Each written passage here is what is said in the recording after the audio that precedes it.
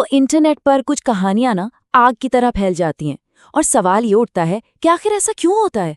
आज हम कोई कहानी सुनने नहीं जा रहे, बल्कि ये समझने जा रहे हैं कि आखिर वो इतनी वायरल क्यों हुई। हम उसकी एक एक परत खोलकर देखेंगे कि कैसे चंद लाइनों में इतना ड्रामा और इमोशन भर दिया जाता है। तो चलिए शुरू करते हैं। तो कहानी शुरू होती है इस एक लाइन से, बिल्कुल सीधी पावरफुल लाइन।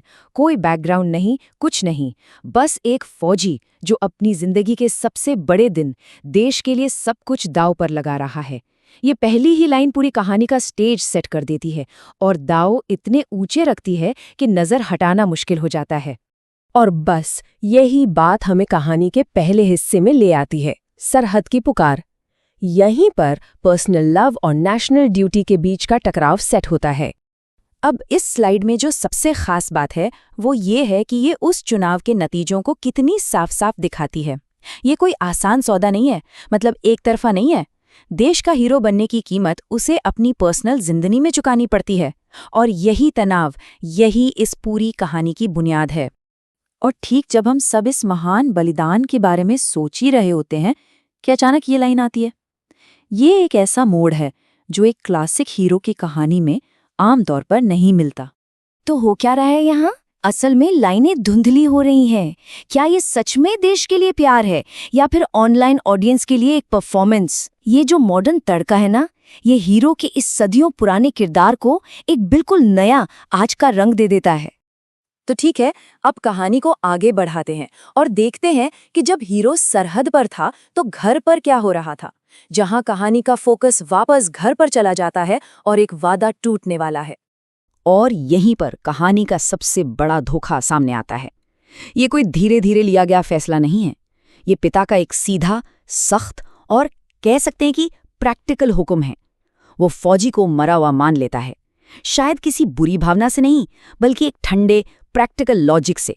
तो सवाल ये उठता है कि क्या ये धोखा था या एक प्रैक्टिकल फैसला? सोचिए, फौजी के लिए तो ये सबसे बड़ा विश्वासघात है, लेकिन पिता के नजरिए से देखें तो क्या वो बस अपनी बेटी का भविष्य सेव कर रहा था? कहानी इसका कोई सीधा जवाब नहीं देती। जरा इस टाइमलाइन पर गौर कीजिए। सब कुछ कितनी तेजी से होता है। ये बहुत जरूरी है। शक करने का भी टाइम नहीं है, उम्मीद की तो कोई जगह ही नहीं बची। ये धोखा इतनी बेरहमी और इतनी तेजी से दिया जाता है कि फौजी का बलिदान एक मजाक लगने लगता है। और बस यहीं से कहानी अपने क्लाइमेक्स पर पहुंचती है, नायक की वापसी, लेकिन एक अधूरी वापसी।